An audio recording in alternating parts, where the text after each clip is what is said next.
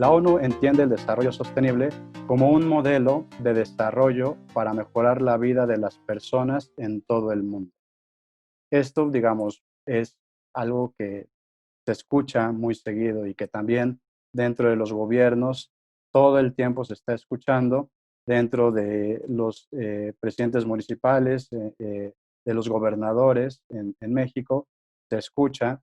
También dentro de la academia se escucha muchísimo qué es el desarrollo sostenible, pero me parece que no han dado en el clavo específico para poder hablar del desarrollo sostenible. Vamos a ver por qué.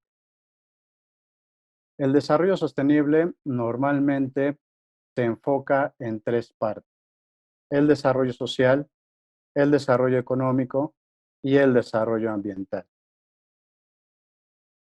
Casi siempre, por no decir siempre, cuando hablamos de desarrollo sostenible, se piensa más en el desarrollo ambiental o se piensa más en la conservación del medio ambiente. Y esto me parece a mí un error, porque el desarrollo tiene que ser de absolutamente todo.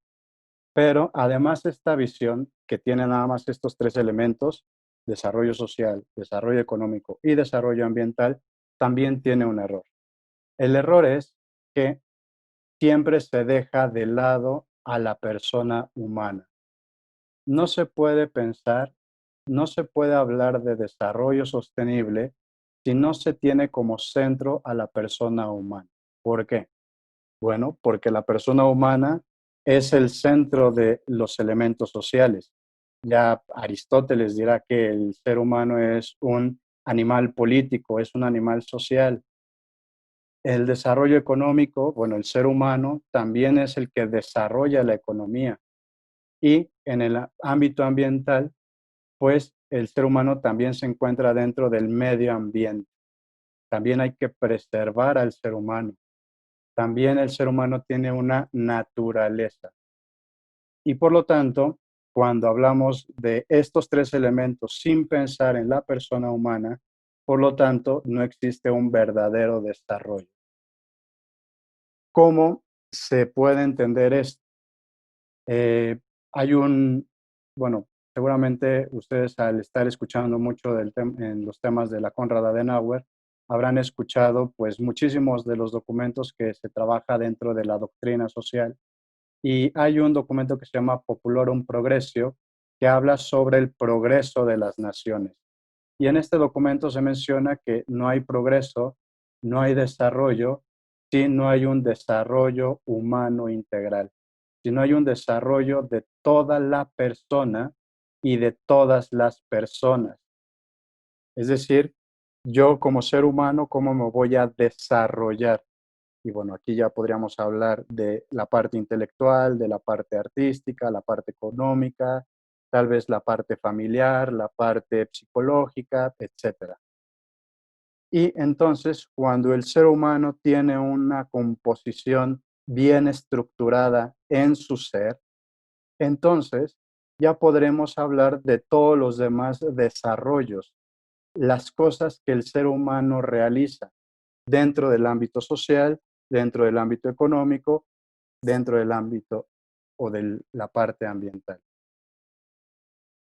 Estas tres ideas, estas tres dimensiones del desarrollo sostenible, social, económico y ambiental, los he referido en la parte de los Objetivos de Desarrollo Sostenible de la ONU, que es el Plan 2030, 2030, ¿no? Tenemos que son 17 objetivos de desarrollo sostenible. Desarrollo de la dimensión o el desarrollo económico, desarrollo social y el desarrollo ambiental. Eh, He mencionado que hay 17 y si ustedes hacen la cuenta de estos objetivos, solamente menciono 16, porque el número 17, el objetivo número 17 es cómo se integran estos 16 objetivos. Dentro del ámbito económico, solamente los voy a mencionar porque seguramente ya lo han hablado mucho, ya lo han desarrollado mucho, pero quería que quedara claro cómo lo concebimos. El desarrollo económico es el fin de la pobreza, el trabajo decente y crecimiento económico, industria, innovación, infraestructura, reducción de las desigualdades, desarrollo social, hambre cero, salud y bienestar, educación de calidad, igualdad de género, ciudades y comunidades sostenibles, paz, justicia e instituciones sólidas, y el desarrollo ambiental, agua limpia y saneamiento, energía asequible y no contaminante, producción y consumo responsable, acción por el clima, vida submarina, vida de ecosistemas terrestres. Es importante mencionar que pues de estos objetivos de desarrollo del 2030, pues hay dos objetivos que son imposibles de realizar. No se van a poder cumplir nunca. El fin de la pobreza nunca, absolutamente nunca se va a acabar con la pobreza. Siempre va a haber pobres. Y hambre cero. Ojalá de verdad que nunca haya hambre, pero eso también es algo muy complicado de hacer. He querido referir estos 16 puntos y específicamente ahorita estos dos, fin de la pobreza y hambre cero, primero porque humanamente es imposible. Es verdad que todas las cosas, todas las producciones agroalimentarias que se realizan podrían alimentar a todas las personas, pero se necesitaría acabar con todos los elementos de injusticia. Pero además he querido mencionar estos dos porque actualmente hay algunas iniciativas por parte de las tecnologías 4.0 para poder detectar a los pobres y poder acabar con la pobreza y también en qué lugares y condiciones se encuentran. Y también esta parte de la hambruna y cómo acabar con la hambruna con la inteligencia artificial. Eh, del tema de desarrollo sostenible, solamente ahorita me interesa que se queden con estas cuatro ideas: la dimensión económica, la dimensión social, la dimensión ambiental, y que el centro y el núcleo de estas dimensiones es la persona humana. Ahora bien, hay que hablar de las tecnologías 4.0 y que también seguramente ya han hablado demasiado, que es la industria 4.0. Aquí a mí me parece que normalmente hay un error, que siempre que hablamos de la industria, de la parte económica, de la dimensión económica de las empresas, pues son los que desarrollan la tecnología. Y por esa razón se habla de la cuarta revolución industrial.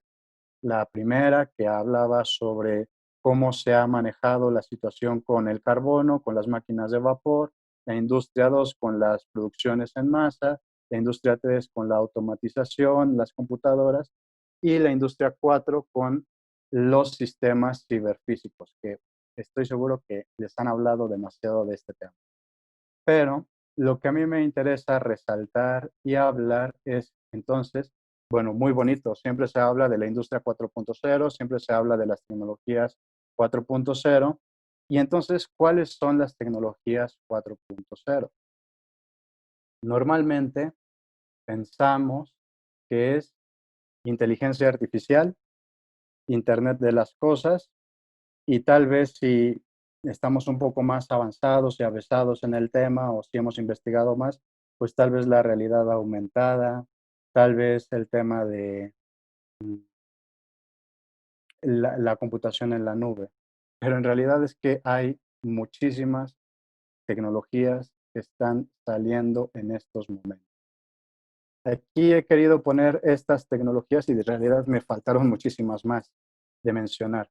Tenemos la inteligencia artificial, tenemos el Internet de las cosas, la robótica, el Big Data y Analytics, manufactura aditiva, la fábrica digital, la realidad aumentada, la impresión 3D, el escaneo 3D, la biotecnología, la nanotecnología, la manufactura electrónica integrada, la movilidad autónoma, los sistemas embebidos, los gemelos digitales, la computación en la nube, el blockchain, y aquí con blockchain, pues las criptomonedas.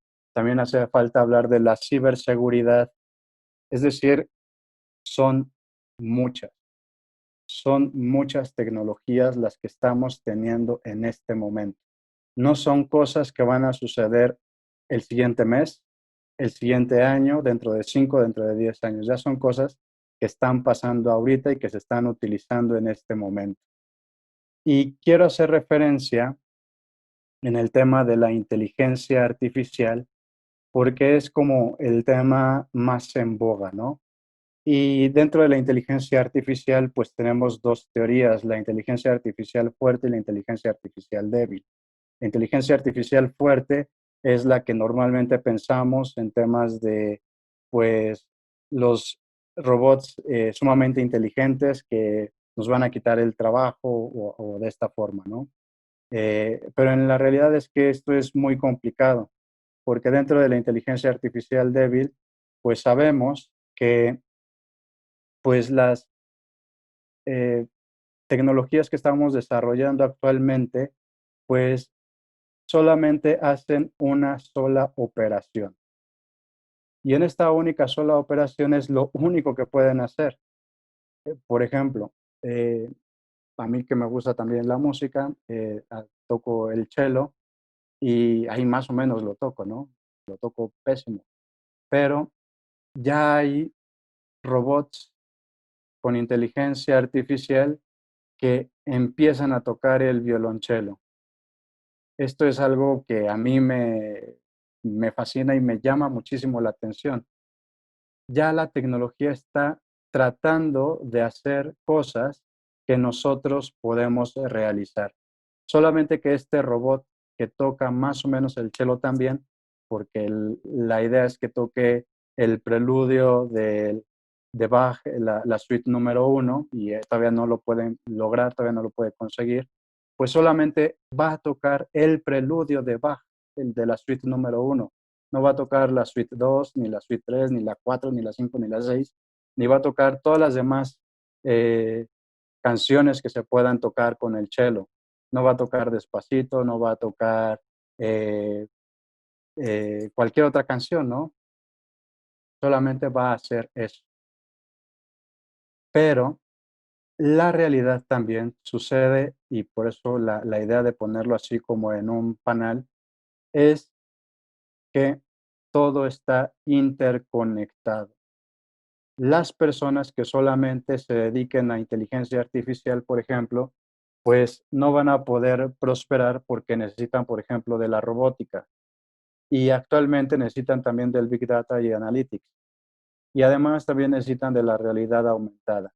Entonces, la situación con las tecnologías 4.0 son un tema de complejidad, una teoría de complejidad que nos dice a través de Emmanuel Mounier y a través de físico, premio Nobel de química, Ilya Prigogine, que pues son cosas que están totalmente separadas, que tal vez pareciera que no tienen necesidad de reunirse, pero se van uniendo cada una para poder avanzar. Pueden desarrollarse por separado, como es el caso de cualquiera de las que se encuentran aquí, pero es necesario que para su desarrollo todavía más se encuentren interconectados. Otra de las cosas que me gustaría hablar solamente de la inteligencia artificial, porque podríamos hablar de todos los que se encuentran aquí, es que actualmente se piensa que hay tres problemas con la inteligencia artificial. El primero es algo que ya había mencionado, que se pueden acabar los trabajos. Es decir, que ya cualquier robot puede hacer nuestro trabajo. Bueno, esto también es un posible error, porque pues yo que me dedico a la filosofía, ninguna parte, ningún robot de inteligencia artificial o con Big Data va a poder hacer todo lo que yo realizo como filósofo o cualquier abogado. Pero empezamos a ver, por ejemplo, en el caso de la medicina, que ya empiezan a realizar cosas que los médicos podían hacer, hacen, y que tal vez lo hacen con mayor precisión. Y ahorita voy a mencionar algunas cosas. Otra de las cuestiones importantes con la inteligencia artificial, eh, otro de los problemas es que nos van encerrando en nuestra propia nube. Es decir, si yo tengo una forma de pensar, pues la inteligencia artificial se va a encargar de solamente mostrarme las cosas que me gustan, ¿no?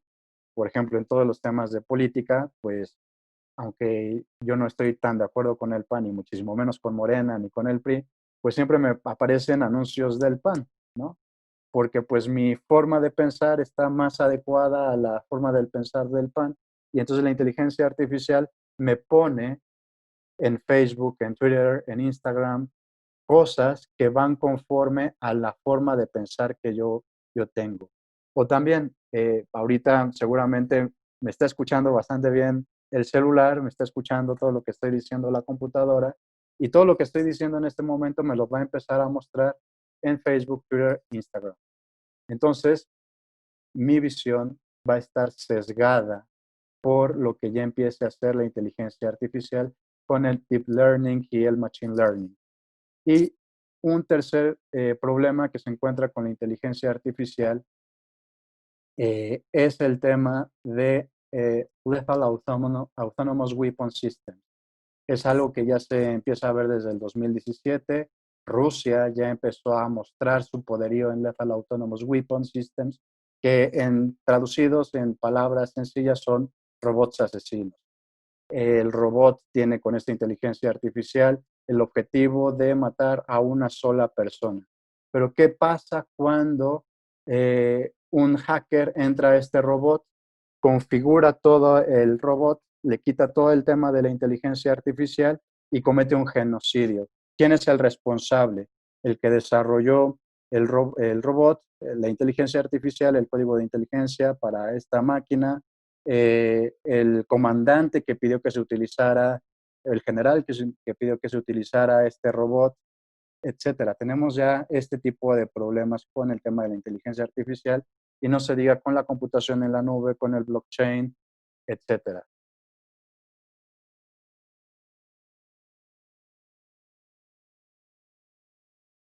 Pero a partir del 2017 y 2018, en Japón se empieza a desarrollar la idea de la sociedad 5.0.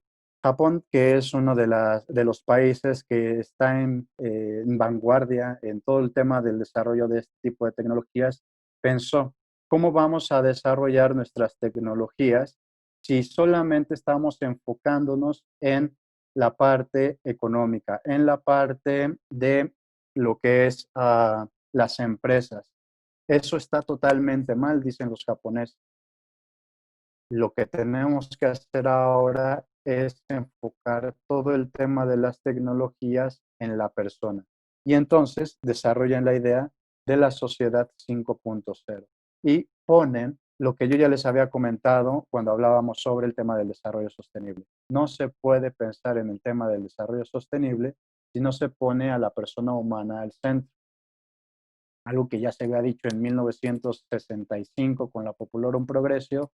En 2017 los japoneses dicen, es verdad, tenemos que poner a la persona humana en el centro porque si no nos desvirtuar, vamos a desvirtuar toda la tecnología, vamos a desvirtuar la empresa, vamos a desvirtuar la economía, el medio ambiente y también la sociedad. Por lo tanto, la idea de sociedad 5.0 está por encima de lo que se conoce como industria 4.0 y tecnología 4.0. ¿Y cómo se aplica? Bueno, pues la tecnología 4.0 aplicada a la sociedad 5.0 para el desarrollo sostenible, tenemos ya vehículos autónomos. El director de Latinoamérica de Siemens, Manuel Alejandro Canela, presenta hace una semana eh, un camión que ya se desarrolla en Europa, que ya se maneja en Europa, un camión de carga pesada que va pasando por una autopista y hay un camión escolar que se estaciona, bajan los niños del autobús y una niña pasa por detrás del autobús y pasa corriendo para cruzar la autopista para poder llegar hasta su casa. Va pasando este camión autónomo, este vehículo autónomo, a una velocidad bastante rápida y como le tapa la visión el autobús escolar, se detiene porque detecta que que un ser humano está pasando. Si hubiera conducido este camión de carga pesada, un ser humano seguramente atropella a la niña, pero con esta idea de la inteligencia artificial, con el tema de los sensores, con la integración vertical y horizontal, con toda la tecnología que ya tenemos, este camión pudo detenerse de forma inmediata sin atropellar a esta niña, por ejemplo. Dentro de la medicina, pues vemos muchísimos alcances, ¿no? Y ahora con el tema del COVID, vemos, por ejemplo, en el tema de el escaneo 3D y la impresión 3D. De hecho, aquí en Querétaro, donde ahorita radico, el Concitec y el CIDESO desarrollaron con el escaneo 3D y la impresión 3D, pues estos respiradores artificiales. Algo que, bueno, tal vez nos podría llevar muchísimo tiempo, pues con esta parte del 3D se pudo realizar estos respiradores artificiales para las personas que lo necesitan, ¿no? También Siemens sacó hace poco eh, la investigación de una chava del MIT en Estados Unidos de cómo utilizó los gemelos digitales para poder hacer una prótesis de una pierna de una persona que se dedicaba a correr maratones. Entonces, lo que hace este gemelo digital es, bueno, vamos a poner todas las restricciones que tenía esta persona, la velocidad en la cual corría, la condición física que tenía y qué tipo de prótesis necesita. Y la vamos a correr en este gemelo digital. No vamos a hacer primero la prótesis, sino vamos a ver cómo funciona con el gemelo digital. Y así también podríamos decir en temas de empresa, también podríamos decir en muchísimas otras acciones que se pueden utilizar los gemelos digitales. De hecho, creo que en Corea del Norte utilizaron un gemelo digital para sacar una planta automotriz, lo que los de Corea del Norte pensaban que iba a durar 3 años en poder sacar su primer coche. Con los gemelos digitales lo hicieron en año y medio. Y volviendo a la idea de la prótesis, se hizo con el gemelo digital y después se mandó a hacer con la impresión 3D. Se le dio a la persona que hacía, que corría los maratones y se fue probando para ver si realmente el gemelo digital estaba totalmente conforme y de acuerdo con las exigencias reales que tenía esta persona. Y por último, como un ejemplo de medicina, pues tenemos el tema de la robótica, de la inteligencia artificial, eh, de cómo se pueden hacer cirugías con mayor precisión que la que hace un ser humano.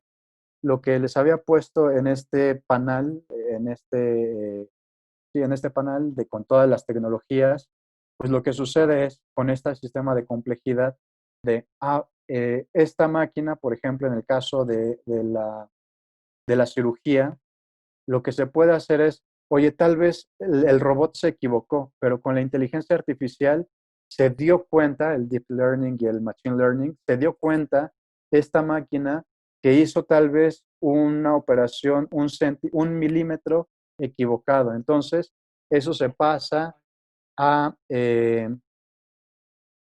al Internet de las cosas, se pasa a todo lo que es la computación en la nube para que mejore la siguiente operación. Es decir, todo ya está totalmente interconectado. En energías renovables, pues hay muchísimas cosas que mencionar. Eh, de hecho, solamente al hablar de energías renovables, yo solamente me quiero referir a una situación medioambiental, otra vez con la impresión 3D, no tiene nada que ver ahorita con energías renovables, es que a partir de este año se están haciendo casas autosustentables, por ejemplo, con llantas que ya no se utilizan. Las llantas que también son un signo de contaminación, pues se están desintegrando para poder hacer el plástico necesario para la impresión 3D y con la impresión 3D se están haciendo casas para personas pobres. Solamente he encontrado esta situación en 2 países, en Estados Unidos y en Alemania, solamente que están ahorita mejorando esta situación porque, bueno, si ustedes se dan cuenta, pues el olor a neumático es bastante desagradable y pues hacer una casa con olor a neumático pues es muy complejo, ¿no? Entonces, con ese tema del 3D y el tema de el medio ambiente, pues está eliminando esta basura para poder hacer casas para personas que lo necesitan. Con el tema de la educación, bueno, pues todavía podríamos hablar en el caso, por ejemplo, de China o de Japón y también de Estados Unidos, cómo utilizan la inteligencia artificial para ver cómo los niños están poniendo atención. Pero volvamos a lo mismo, la inteligencia artificial solamente se dedica a una sola cosa. No te va a decir si tiene una buena calificación, si tiene un buen rendimiento, solamente si está prestando atención. Y la maestra o el maestro se da cuenta que el alumno no está prestando atención para llamarle la atención y que vuelva otra vez al estudio. También con el tema de la inteligencia artificial y el Internet de las cosas, vemos dónde se encuentran los niños. Si de verdad, por ejemplo, fueron al baño o si se ponen a chacotear con otros niños en la escuela. Esto ya también lo podemos ver, por ejemplo, en Disney, que les ponen una pulsera a los niños con toda la tecnología NFC y si el niño se pierde en Disney porque es muy grande, el papá se puede meter a su celular y en el celular ve, aquí está mi hijo en tal lugar, no se le perdió, ya sabe dónde está. De igual forma, con el tema de la educación. Un minuto, estimado Alex. Sí, gracias. Ya termino. Bueno, hay muchísimas cosas que mencionar, tan de seguridad, infraestructuras inteligentes, están los smart campuses, están los smart cities, eh, también todo lo que es los edificios inteligentes, las casas inteligentes. Esto en México pues todavía falta mucho, ¿no? Conclusión, lo que quiero decir es, estamos muy avanzados en tecnología. En México, lamentablemente, no estamos tan avanzados por muchísimos elementos de la brecha digital, de la brecha también tecnológica, de la brecha económica, etcétera. Pero todo lo que actualmente he mencionado sobre el tema de las tecnologías, pues ayuda para tomar mucho mejor decisiones, no solamente en temas de gobierno, sino también en temas de casas, de movilidad, de ciudadanía, de gobierno, etcétera. Muchas gracias. Excelente, muchas gracias Alejandro por darnos una visión distinta tal vez del tema, humanizarlo un poco más, ver otro lado. Muchas gracias por tu participación. Ahorita regresamos en la ronda de preguntas y respuestas, que ya vi que tienen algunas muy interesantes. Les recuerdo ir agregando sus preguntas, ahí nosotros las estamos recopilando. Y bueno, ahora voy a ceder el uso de la voz a Christopher Córdoba. Muchísimas gracias. Pues bueno, de mi lado yo les quiero platicar un poquito de cómo la inteligencia artificial puede utilizarse para la conservación de la naturaleza, cuáles son algunas de las experiencias que está habiendo en este momento en distintas partes del mundo y sobre todo que imaginemos escenarios posibles y escenarios interesantes que vienen para los siguientes años y en los cuales definitivamente se necesita el input de muchas más personas alrededor del mundo y en los cuales los jóvenes van a tener un rol absolutamente fundamental, pero que no debe ser idealizado, que tiene que ser totalmente práctico y totalmente enfocado en resultados, en hechos, en acciones, medible incluso, y que realmente permita abrir oportunidades y no nada más, digamos, ser llevados por la corriente e incluso en algunos escenarios ser víctimas de los enormes avances tecnológicos y del retraso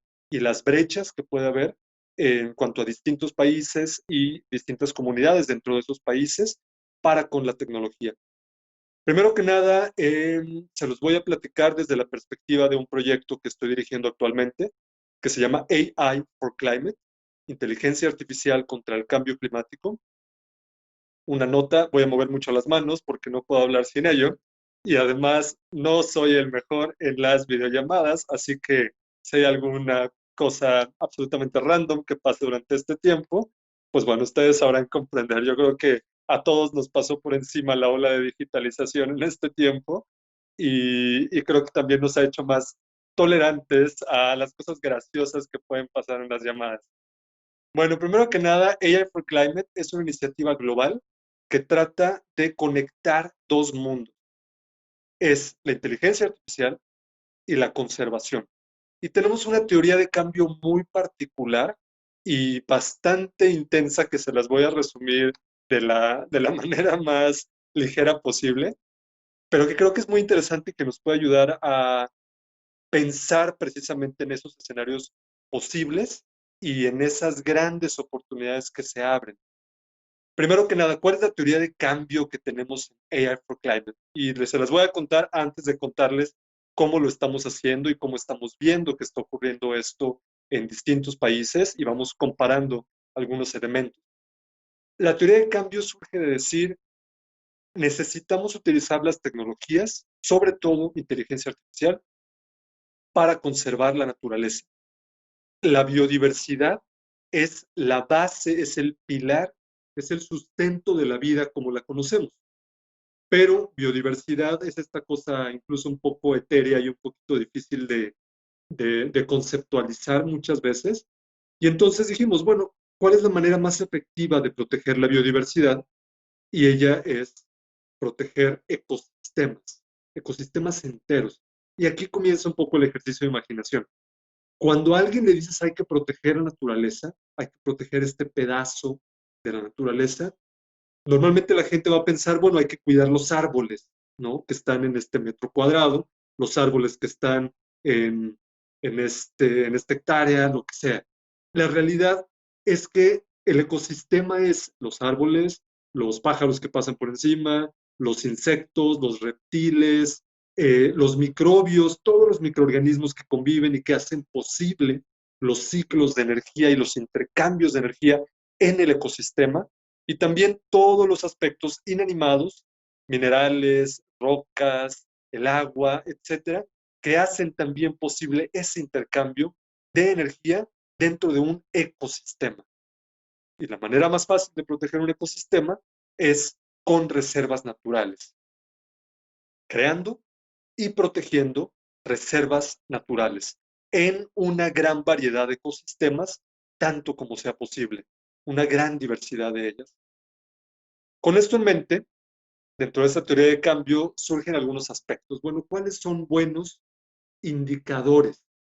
Pues definitivamente un buen indicador sería hectáreas protegidas, pero ahora ya sabemos que no son hectáreas de árboles, no son hectáreas de mangle, no son hectáreas nada más en cuanto a la extensión, sino es toda la vida, todas las expresiones de vida y todo el ecosistema contenido en ese terreno.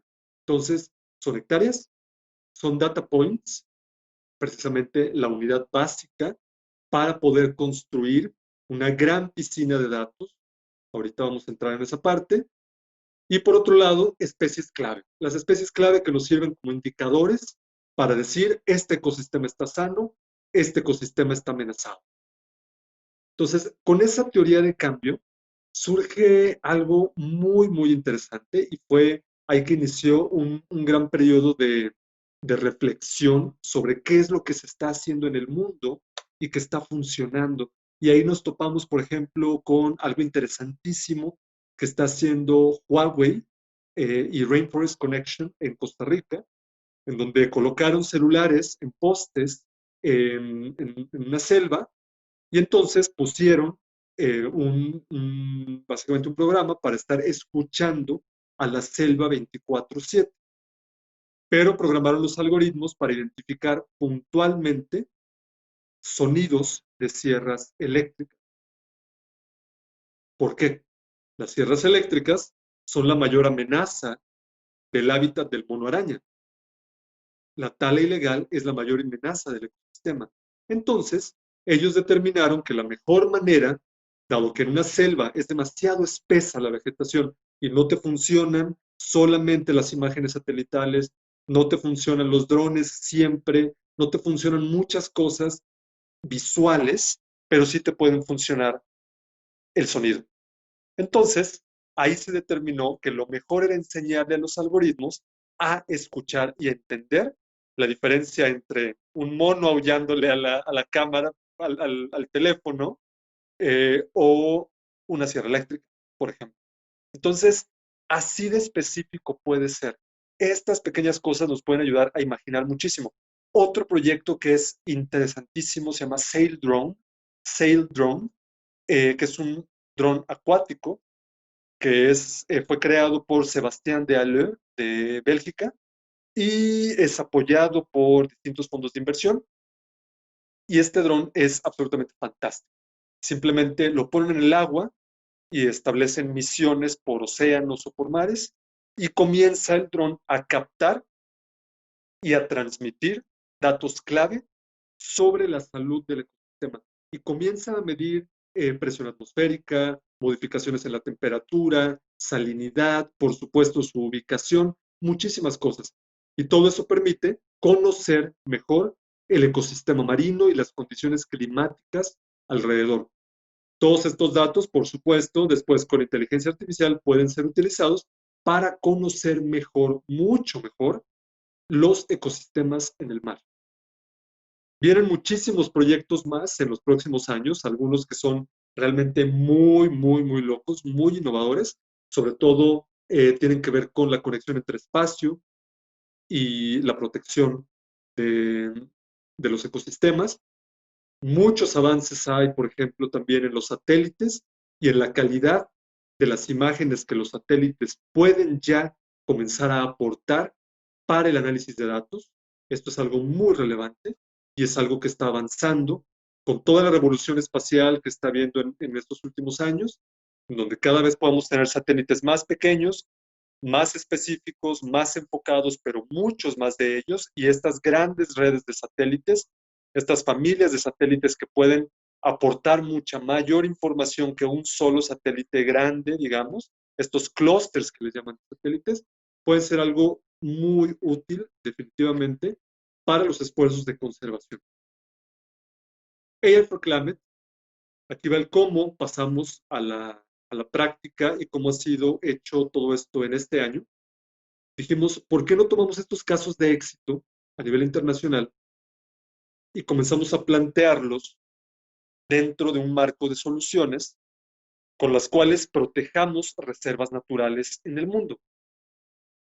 Esta aventura comenzó en este año y a la fecha ya tenemos 2 reservas naturales iniciales sobre las cuales vamos a iniciar la protección a partir de datos. Ya tenemos también una alianza con la Presidencia de la República, el Gobierno de Yucatán, el TEC de Monterrey, Huawei, muchísimas instituciones más en México y sumándose otras en otras partes del mundo para poder comenzar a captar datos y después procesar estos datos para entender mejor los ecosistemas. Y ahora van 3 líneas clave que vemos que como quiera van a crecer. Si no las hacemos nosotros, alguien las va a hacer en los próximos años, porque definitivamente hacia allá va el mundo en términos de datos y es una oportunidad magnífica que se está abriendo y que ahora todo lo estamos viendo alineado hacia eso. Primero que nada, necesitamos potenciar la protección no solamente de reservas públicas, sino también de reservas privadas. Los problemas son diferentes en cada una de ellas. Las reservas privadas tienen un problema de que necesitan incentivos para ser protegidas. Las reservas públicas necesitan más recursos para seguir siendo protegidas. Normalmente las reservas públicas son extensiones mucho más grandes, pero a la vez hace mucho más complejo en términos de manejo del territorio sus propias características. Por otro lado, las reservas privadas son normalmente más pequeñas, aunque también existen grandes compañías o grandes propietarios individuales que tienen muchísimas hectáreas, muchísimos kilómetros cuadrados y que al final de cuentas son muy, muy importantes también que las incorporemos. Haciendo un pequeño zoom in en el caso de México y en el caso de sectores económicos, por ejemplo, solamente para dimensionar de qué estamos hablando en términos de territorio. En términos de territorio, en México aproximadamente un 10% del territorio es protegido en reservas naturales que les llamamos áreas naturales protegidas. Este 10% suena mucho, pero ¿dónde está el otro 90%? Resulta que otro 10% de ese territorio pertenece a concesiones mineras y que hay algunas minas que cuidan muy bien esas concesiones mineras. Entonces, Una mina, por ejemplo, utiliza solamente el 1% de su concesión en términos de explotación. Esto nos deja con enormes espacios de tierra que deberíamos estar contabilizando como reservas naturales a partir de una estandarización de la protección de esos grandes espacios. No significa el tener una concesión que toda esa tierra sea ya propiedad de la mina, pero una buena parte puede serlo. Y al final de cuentas, ahí podríamos contabilizar otro enorme porcentaje del territorio, tan solo en estandarizar hacia arriba, nunca hacia abajo, siempre llegando a los estándares más altos elaborados por las compañías que tienen, más bien, los estándares de las compañías que tienen mejores casos de éxito y de uso y de protección de esas reservas, que tienen mejores índices de biodiversidad, que tienen mejores estándares de protección forestal, por ejemplo, o de diversas especies. Entonces, estandarizando hacia arriba y contabilizando esos espacios bien, podemos estar añadiendo otro 10% de tierra protegida. Esto es un movimiento monumental, pero ahí podríamos estar hablando de un 20, hasta un 20%, probablemente hablemos de un 15, 16, 17, no importa, pero estamos aumentando lo que podríamos pensar en ese sentido.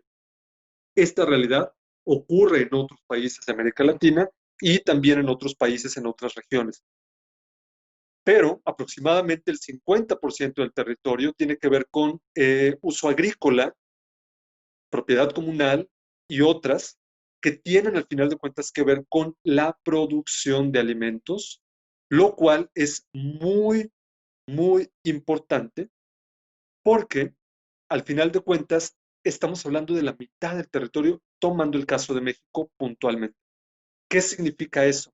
Que a la hora de hablar de reservas naturales no podemos solamente hablar de las reservas que ya están, de las reservas públicas que cada país tiene, porque por ejemplo Costa Rica sí tiene hasta un tercio del territorio protegido, pero muchos otros países no tienen tales porcentajes. Entonces necesitamos poner énfasis también en los espacios de ese otro 90%, que es el caso en la mayoría de los países, es muy, muy importante.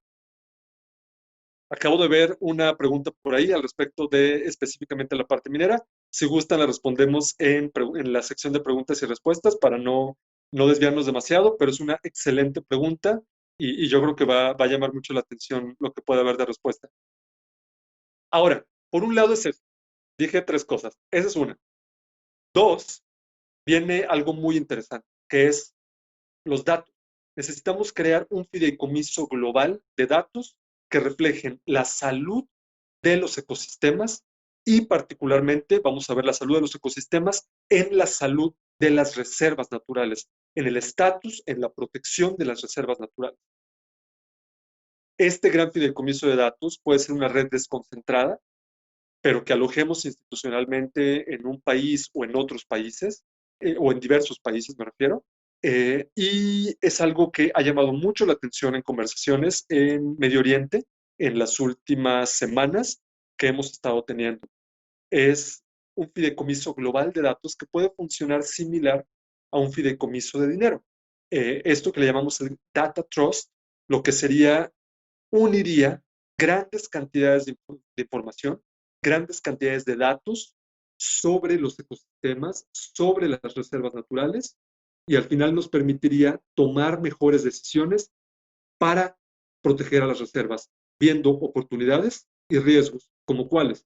Oportunidades, si entendemos mejor los patrones de migración, si entendemos mejor cómo se modifican los ecosistemas con las temporadas de lluvia y sequía, si entendemos mejor las manchas de crecimiento urbano cercanas a las reservas y si entendemos mejor cómo interactúan las especies, pues vamos a poder detectar oportunidades para proteger mejor los ecosistemas. Y por otro lado, ¿qué riesgos? Incendios forestales, invasión de predios, tala ilegal, caza ilegal, y estos son problemas muy frecuentes en América Latina, tráfico de especies y también en otras regiones del planeta. Entonces, ese sería el segundo rubro. Datos, pero datos para qué? Datos para decisiones impulsadas por datos. Datos para mejores decisiones y mejor percepción de riesgos y oportunidades para proteger a las reservas. En sintonía, por supuesto, con las instituciones públicas y los propietarios privados de la tierra, para los cuales también creemos incentivos para proteger mayores espacios del planeta. 5 minutos, Incluiría, estimado Christopher. claro que 5 sí, minutos. esto incluiría, por supuesto, también reservas en el mar y en costas, que es absolutamente fundamental. Y por último, el tercer paso sería, necesitaremos compartir el conocimiento. Para esto, vamos a tener un primer foro en noviembre de este año, de AI for Climate, y vamos a tener también un foro el siguiente año en Marruecos. Y este proyecto, AI for Climate, va a estar buscando que se compartan entre gobiernos, entre instituciones, organizaciones, empresas y expertos esta información que pueda obtenerse para que todos podamos tomar decisiones basadas en datos. Para esto sirve la intersección temática de inteligencia artificial y conservación desde la óptica desde la cual la vemos, y vemos muchísimas oportunidades ahí para proyectos de innovación y para inputs de parte de jóvenes que quieran participar en todo el mundo. Les dejo en una imagen que van a proyectar mis redes sociales y la página. Y por otro lado, la página del proyecto es forclimate.ai. Muchísimas gracias. Excelente, muchas gracias, Christopher. Bueno, les explico un poco la dinámica.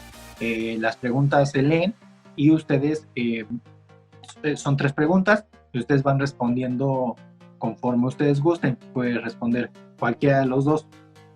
La primera de ellas nos pregunta Adrián Martínez sobre el sector privado, sobre el sector público, que qué retos enfrenta para cambiar el paradigma de impulsar la revolución 4.0 en el sector público. Esta es la primera pregunta.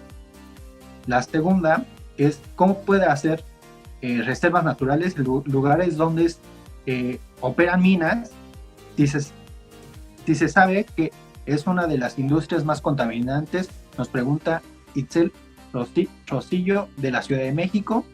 Y por último, una pregunta tal vez un poco conflictiva, es cómo regular el uso de la inteligencia artificial en el caso de los robots que usan armas automáticas letales. Nos pregunta Irse Vera de la Ciudad de México. Entonces, quien quiera responder, estimado Alejandro, estimado Christopher.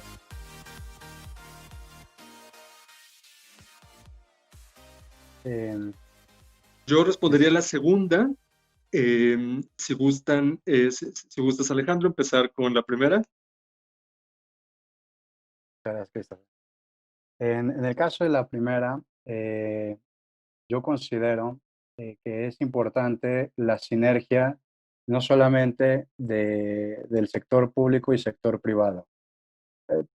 Como seres humanos y también nuestra lógica occidental, siempre nos permitimos pensar en dos partes, ¿no? Bueno o malo, verdadero o falso, en este caso público y privado. Pero más bien hay que pensarlo todavía un poco más extenso. Yo diría, está sí la parte del gobierno, sí están las empresas, pero pues también están las universidades, porque dentro de las universidades es donde se gesta más toda esta discusión, ¿no? Es donde más están los académicos reflexionando, es donde además se empieza a desarrollar también este tipo de tecnologías. Y además habría que mencionar y también proponer el tema de la sociedad, es decir, todos en conjunto hay que trabajar para que esto pueda impulsarse. Lamentablemente, pues muchas también podríamos pensar, bueno, es que también la educación está en el sector público y en el sector privado, ¿no? También lo podríamos pensar así. Pero bueno, ¿cómo hacemos sinergia? Y por esa razón también quise aumentar un poco el tema que Fernando había mencionado. En el centro que estoy dirigiendo, pues el desarrollo sostenible queda por debajo del bien común.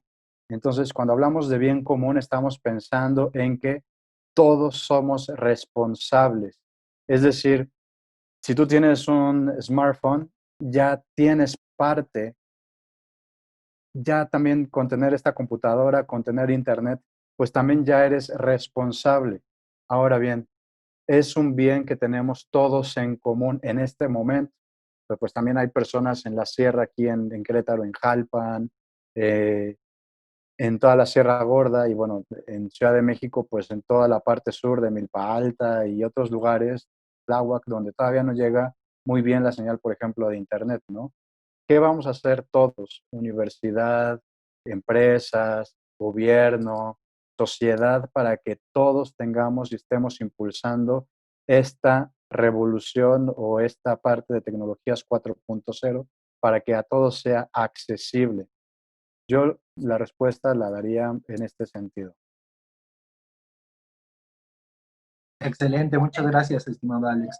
Eh, Christopher. Paso a la pregunta de Itzel, ¿cierto?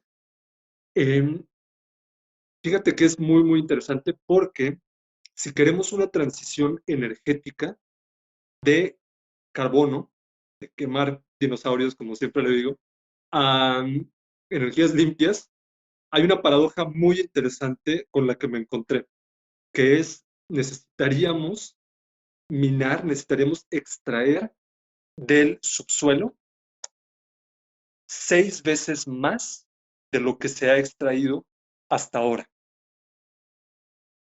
Si vamos a poner en la balanza, ¿qué es más importante? Lograr una transición energética para poder no depender de los combustibles fósiles y poder tener todo eléctrico. Lamentablemente necesitamos metales y los metales no se dan en los árboles. Entonces, necesitamos minas. Sería un mal necesario para poder tener la transición. Una perfecta alternativa a eso sería no hacer la transición energética y entonces eso es absolutamente inviable porque los combustibles fósiles son el mayor problema. Como en todos los sectores productivos, absolutamente todos, no hay ninguno que realmente se escape, porque todos los sectores, todas nuestras acciones, como dice Alejandro, ya somos copartícipes del impacto desde que estamos hablando, ¿no? En nuestros celulares hay más de 100 aleaciones de metales. Entonces, y usamos energía y todo lo que ya sabemos. Entonces, todos somos copartícipes. Imagínense un sector, aún el ecoturismo, lo que digamos, cualquier sector es copartícipe y tiene una huella de carbono. Punto. Ante esa situación, si va a ser necesario tener más metales para poder hacer más aleaciones y poder tener baterías, poder tener circuitos, transmisión, etcétera, pues vamos a requerir subir los estándares de la industria y ya hay casos, de hecho en México hay algunas de las minas más sustentables del mundo, se sorprenderían, es realmente muy interesante y creo que es un tema muy controversial, por supuesto, pero que al mismo tiempo necesitamos ver los hechos, necesitamos ver la realidad, no podemos, y lo digo como conservacionista al grado en el que compro tierra para proteger la perpetuidad. Y al ver los ecosistemas y al ver la realidad de los ecosistemas, digo, sí necesitamos hacer alianzas con las industrias, aún las estigmatizadas, aún las que contemplamos como más contaminantes o las que lo son de una manera más mediática, porque insisto, todas las industrias lo son, todos lo somos, incluso las industrias, incluso el sector de sociedad civil, todos absolutamente tenemos un impacto ambiental. Entonces, sí necesitamos alianzas con absolutamente todos. Y si hay una industria que tiene grandes concesiones de terreno, que puede protegerla, y algunas empresas lo hacen con altísimos estándares y que pueden reducir enormemente el impacto, por ejemplo, con circuitos cerrados de agua que impidan que las presas de jales, es decir, las presas de residuos, lleguen a romperse o lleguen a tener cualquier escape de residuos tóxicos. Y hay la tecnología, la minería de hoy no es la misma que la de hace 30 años o de hace 200 años, es absolutamente otra historia. Necesitamos subirle los estándares a todos, absolutamente a todos. Así como en una empresa queremos que se recicle y que tengamos muchísimas temas de educación ambiental, necesitamos a todas las industrias subirles los estándares, pero también, y con eso termino, necesitamos mirar los hechos, necesitamos mirar los números, ver realmente qué va a tomar, pues lograr los 17 objetivos, ¿no? Ver realmente qué toma cumplir lo que decimos cuando decimos transición energética, modernidad, esto y el otro, desarrollo sustentable, porque creo que no tenemos presentes los números en realidad y ahí es donde tenemos que ponernos creativos y buscar alianzas entre industrias y buscar empujar una economía circular que realmente sea efectiva y que esté basada en los hechos, en la realidad. Para responder, Excelente. perdón, Adelante, adelante, Alejandro. para responder la tercera pregunta, es una pregunta sumamente compleja y de verdad muy complicada. Y lo voy a decir por esta razón, porque es complicada. Primero porque, bueno, sí, ya se tiene este tipo de tecnología. Se sigue desarrollando y va a seguir progresando este tipo de las armas letales autónomas, ¿no? Eh, yo solamente ubico ahorita un solo centro de investigación que se ha dedicado y ha puesto todas sus fuerzas para poder ir regulando esta, esta situación. Es el Centro de Investigación de Estocolmo, y ahí en ese centro de investigación se dedican a ver cómo se prohíbe todo el desarrollo de las armas letales autónomas. Eh, pero desde 2016 en la ONU, en Ginebra, solamente muy pocos países se han pronunciado para poder prohibirlas. Específicamente, bueno, aunque su estatuto no es tanto como un país, la Santa Sede fue la primera en la ONU de Ginebra en decir que se prohibieran y, bueno, ha tratado de hacer muchísimas investigaciones en este respecto. No tiene muchísimos insumos para poder decir por qué o cuáles son los argumentos científicos por cuáles se tienen que prohibir el desarrollo de armas letales autónomas. Pero bueno, a partir de esta declaración que hace la Santa Sede, pues muchos países de África, algunos países de Europa, México solamente con no es un centro de investigación, sino un chavo que hizo su empresa sobre robótica e inteligencia artificial, eh, menciona que está en contra de esta situación, ¿no? De poder desarrollar la cuestión de desarrollar las armas letales autónomas. Sí, efectivamente, la Santa Sede no tiene voto, pero a lo que me refiero es la parte en la cual menciona la Santa Sede de por qué está en contra de este tipo de armas. Es la única voz que se alzó en el 2016, y varios países, específicamente africanos, se le unieron. ¿Cuáles son los problemas de las armas letales autónomas? Bueno, pues hay que hacer todo el desarrollo de la concepción, primero filosófica, de todos los elementos de la tecnología. Segundo, del desarrollo de la ética, específicamente dentro de la ética militar. ¿Cuál es la parte de la ética militar? El antebellum, in bello y post bellum, que se conoce en términos militares como la guerra justa.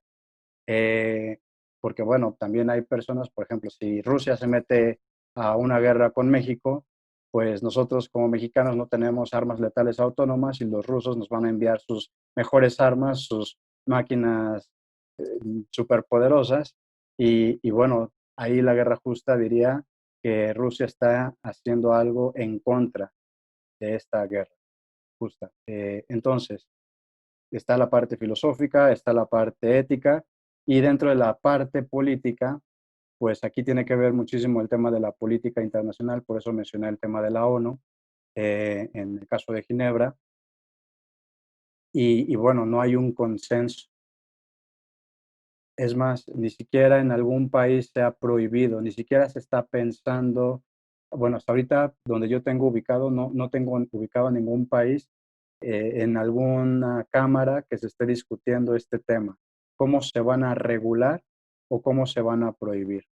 Entonces, por eso es un tema sumamente complejo, porque todavía no hay bastantes insumos para poder definir si se tienen que solamente prohibir o regular. y ahí cambia toda la dinámica y cambia toda la visión.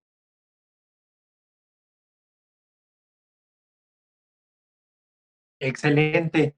Muchas gracias por contestar las preguntas, muchas gracias por sus conferencias, que ha sido muy ilustrativo para nosotros el tener esta charla y verlo desde otras perspectivas. Te agradecemos, Alejandro, te agradecemos, Christopher, por su tiempo, por su dedicación y por esta gran conferencia. Les dejamos las redes sociales en el grupo que tenemos de WhatsApp para que los vayan, los busquen. Tienen iniciativas muy interesantes, dirigen asociaciones y que se están dedicando a este tema. Entonces, vayan y búsquenlo.